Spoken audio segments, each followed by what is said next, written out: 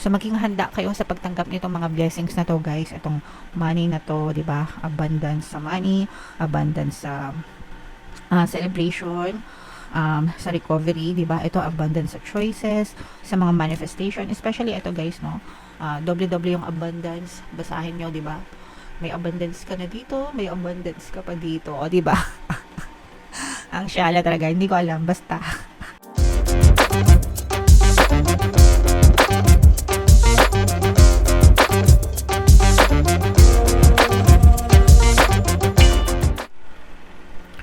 Hello guys, hello Sagittarius, welcome back to Pinoy Pixie Tarot.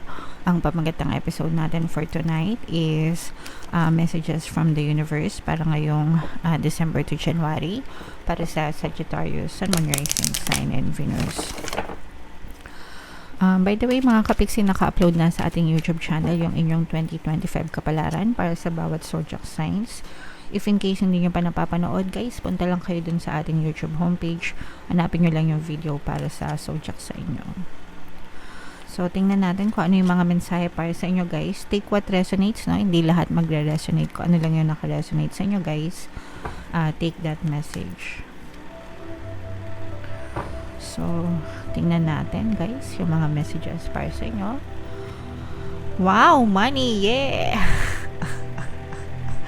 Money, money, money. Imay-imay nyo na yan, guys. Abundance ito, guys. Money. Sabi ko naman sa inyo, guys, ito, hindi na to nakakagulat kapag December to January kasi especially kung nakatira kayo sa Pilipinas at nagtatrabaho kayo kasi mandated ang 13th month, no, sa mga empleyado sa Pilipinas. So talagang may bonus, 'di ba? May 13th month bonus. Sometimes meron pa yung mga performance bonus, incentives, 'di ba? Yung mga top up na commissions, ganyan. Kapag nakakota kayo, so syempre, tapos yung mga napapamaskuhan pa. May mga nagbibigay-bigay po ng mga pamasko, mga giveaways, ganyan. So, ito, guys, i-mind nyo na to, no? And salubungan nyo na, kumbaga gamitin nyo sa maayos na paraan, di ba? Para lalo pang dumami yung inyong pagkakakitaan. Pwede nyo siyang i-invest or ipang negosyo or whatever kung gusto nyo, or kung gusto nyo, ibili nyo lang, whatever. Pera nyo naman yan, kayo naman yung masusunod. Pero, ibig sabihin nito, guys, magiging maganda yung pagtatapos ng 2024 nyo and magiging maganda yung pag-welcome nyo naman sa 2025 na pagdating sa kaperahan, mga kapiksi. Okay, so i-mind nyo na yan, guys. Mag-affirm lang kayo, guys, sa pera, no? Everyday nag-affirm ako, and yung affirmations na sinasabi ko lang sa inyo, guys, or sinishare ko sa inyo is money, money come to me, palagi ako may pera and palagi ako nagkakapera. I'm the king of abundance, I'm the queen of abundance. Okay, so yeah, diba, mind nyo na yan, mga kapiksi. And then yung next naman is celebration. Yes, dahil may pera kayo, may celebration talaga. Syempre, ito, guys, celebration, no? Pasko, bagong taon, di ba? Yan yung mga kailangan nyong i-celebrate. Itong season na to, i-celebrate natin yung hindi lang season of love, pero di ba sa ibang bansa may Thanksgiving, tayo dapat din. Kahit wala tayong mga ganong klaseng tradisyon. Actually, everyday dapat Thanksgiving galore tayo, di ba? Nasa taas, always magpasalamat sa mga blessings nyo. And i-celebrate nyo din, guys, yung mga small wins nyo, yung mga big wins nyo, yung mga bagay na nagkaroon kayo, mga kapiksi, no? Ipagpasalamat nyo and celebrate them kasi deserve nyo yan, guys. Okay, so let go and have fun. I-let go nyo yung mga stress, mga kapiksi, and mag-focus muna sa pagsasaya, pagkakaroon ng happy moments, mga kapiksi. So yeah, another message, guys, ito yung resilience, pagbangon. Okay, so recovery, maganda rin ito kasi ibig sabihin, especially kung nagdanas kayo ng mga kahirapan, mga pagsubok, mga challenges, pighati ngayong 2024, kung kahit ano pa yung mga problema na pinagdaanan nyo, guys, matatanggap nyo rin yung mga solusyon or makakita rin kayo ng mga solusyon dun sa mga problema nyo, and unti-unti kayo makakabangon, unti-unti kayong makaka-recover. Yun naman yung importante talaga, guys, no? Yung pagbangon and recovery, diba? So kumbaga pansamantala lang naman yung mga problema. Ang importante is whatever happens, babangon at babangon pa rin kayo guys, okay? So yan guys, no, i-mind nyo na to, mind, money, celebration, recovery, pagbangon, yan, i-mind nyo na yan guys. Another message is message of independence. Ito guys, no, matutong maging independent. Huwag kayong matakot na tumayo sa sarili nyo mga paa, mga kapiksi. Kung nagawa ng iba, magagawa nyo rin. Kung nakaya ng iba, makakaya nyo rin guys, okay? So yun yung palagi nyong iisipin, mga kapiksi. And maganda ito kasi ibig sabihin guys, no, kayang-kaya nyo nang tumayo sa mga sarili nyong paa, and kayang-kaya nyo rin maging successful kagaya ng iba. Actually, sabi ko nga, no, yung mga independent na tao talagang nagiging very successful sila kasi it's either mag-fail sila or mag-succeed sila na wala silang aasahan kundi sarili nila.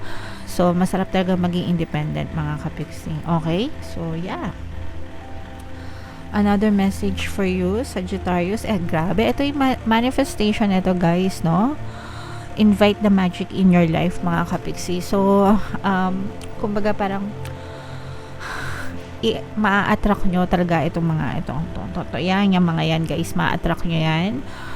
Especially pagpasok ng 2025 mga kapiksi. Kailangan nyo lang i-focus, syempre, yung inyong energy, no? Yung inyong attention nyo guys, because your energy flows where your attention goes. Yung energy nyo sumusunod dyan sa kung ano yung fino-focus ng attention nyo, mga kapiksi, okay? So yun yung kailangan yung gawin guys, mag-focus lang kayo dun sa mga pangarap nyo, sa mga dreams nyo, sa mga goals nyo, kung ano yung gusto nyo mangyari, and the more na fino-focus nyo yun, the more na ma-attract nyo siya sa buhay nyo guys, okay? So, very, very nice. Napakaganda. And another, ayan, no, choices. Grabe, sobrang ganda naman itong reading mo, Sagittarius, no? Make the best choices. Lalo na ngayon, guys. Kung meron kayong mga maling choice, or hindi naman sa mali, kung meron kayong mga hindi masyadong kagandahan na choice na naging decision nyo ngayong 2024, it's okay, mga kapiksi, no? Don't beat yourself up. Don't be too hard on yourself, and bawi kayo guys sa 2025, no? Always tell yourself, especially guys pagka may mga kailangan kayong pagdesisyonan, kapag may mga options na nililayout sa iyo sa universe, just tell yourself everything is always working out in my favor, no? Comment nyo na rin yan sa baba guys, everything is always working out in my favor. Palaging pabor sa akin ang mga sitwasyon, okay? So para whatever happens guys, kahit ano pang mangyari, palaging tawag dito, pabor sa'yo, or maganda palagi yung mangyayari sa inyo, mga kapiksi, okay? So grabe, sobrang ganda niyang mga message for you. I-mind nyo na to guys. Mind money, mind celebration, mind recovery, mind best choices, mind manifestation, yan. So independence, yan, grabe, i-mind nyo na yan lahat. Walang tapon no? Sobrang gaganda ng mga message for you, grabe, as in. So tingnan natin yung additional na message for you, Sagittarius. Shuffle natin to habang sinashuffle ko to guys. Panoorin nyo muna yung video natin regarding sa ating paano mag-manifest ng abundance video course. Kapiksi, sawa ka na ba sa mga struggles at hirap sa buhay mo? Masipag ka ba at masikap sa buhay ngunit hindi ka pa rin umaasenso? Ilang beses ka na bang nag-attempt magnegosyo at mag-invest pero palagi ka pa rin nalulugi? Sa pagkakataon na ito ay maaaring may subconscious beliefs ka na nagiging balakid sa iyong pag-unlad at pagyaman. Introducing, paano mag-manifest ng abundance video course. Dito ay matututunan mong ma-overcome ang mga balakid mo para tuluyan ka ng umunlad, umasenso, sumagana, maging matagumpay, successful at maswerte sa iyong kabuhayan, pera, trabaho, negosyo sa lapi at kaperahan ng bonggang-bongga. Dali, mag-send na ng email sa pinoypixie@gmail.com at simulan na ang iyong pagyaman ngayon. Alright, so sa lahat ng gusto mag-avail ng course guys, sobrang ganda ng promo natin, holiday promo, ngayong Christmas season. Una, magbibigay tayo ng 15% discount sa lahat na mag-avail ng course.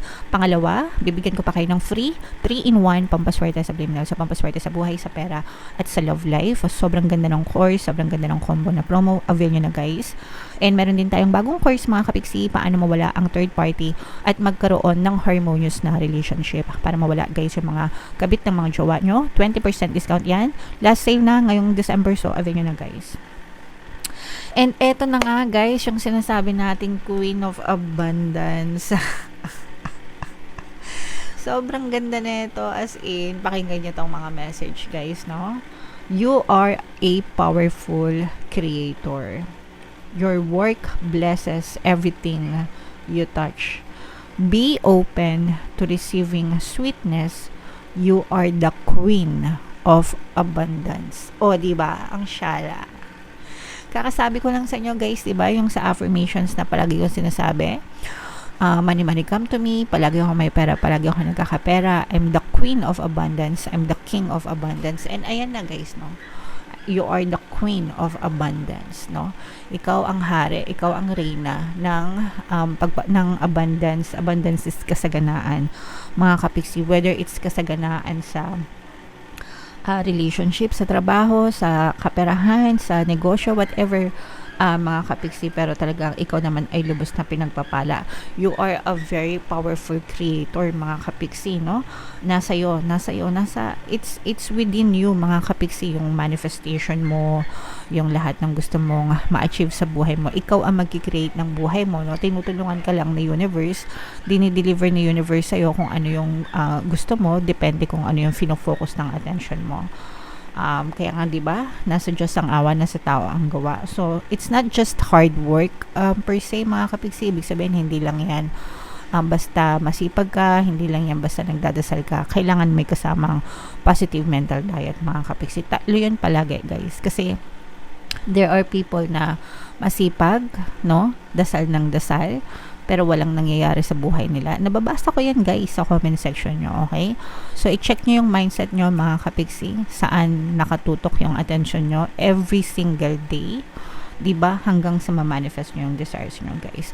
So, maging handa kayo sa pagtanggap nitong mga blessings na to, guys. Itong money na to, diba? Abundance sa money, abundance sa celebration, sa recovery, diba? Ito, abundance sa choices, sa mga manifestation, especially ito guys, no?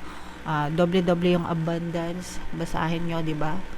May abundance ka na dito, may abundance ka pa dito, o, diba?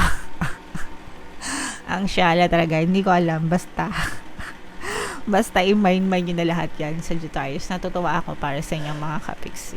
Okay? Alright. So, comment down below, guys, if feeling nyo nakaresonate sa inyo yan.